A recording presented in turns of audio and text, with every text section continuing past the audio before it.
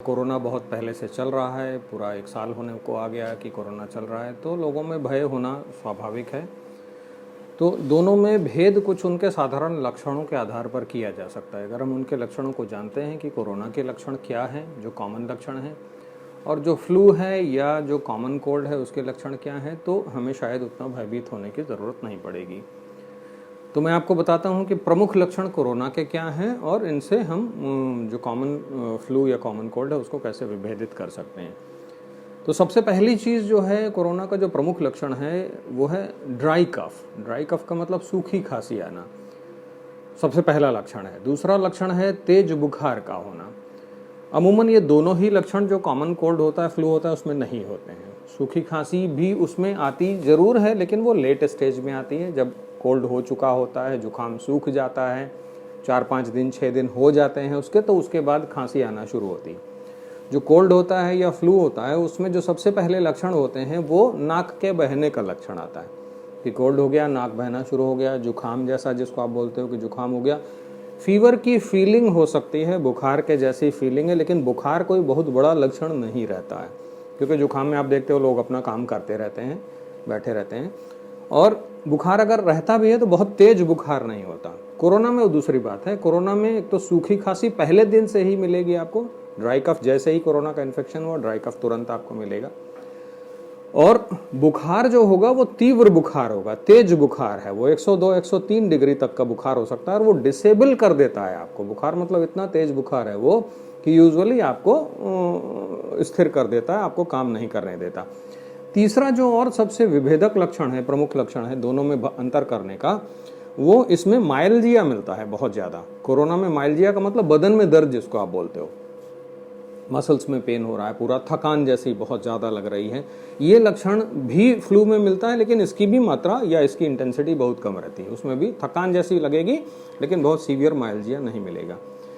चौथा जो बहुत ज़्यादा डिस्टिंग्विशिंग फीचर है, बहुत बड़ा एक लक्षण है जो जिसको बहुत आसानी से आप विभेदित कर सकते हैं, वो टेस्ट के फंक्शन में थोड़ा सा डिसेबिलिटी होना। लॉस ऑफ टेस्ट जैसा है, लॉस ऑफ टेस्ट है या लॉस ऑफ स्मेल है, सूंघने की शक्ति थोड़ी सी कम हो रही है, या खाने में आपको स्वाद ठीक से नहीं मिल रहा। ये दोनों लक्षण बहुत स्पेसिफिक लक्षण है कोरोना के, ये भी फ्लू में नहीं मिलते।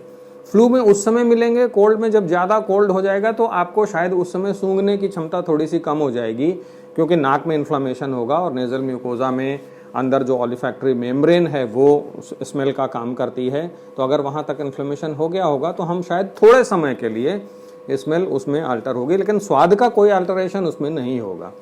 स्वाद का अल्टरेशन तब तक नहीं होगा जब तक कि तेज बुखार ना हो। तेज बुखार होता है तो आदमी जैसे कहता है ना कि मुंह कड़वा जैसा लग रहा है, वो तब तक वहाँ नहीं मिलेगा, लेकिन यहाँ एकदम शुरुआत से आपको ये दोनों लक्षण मिल सकते हैं।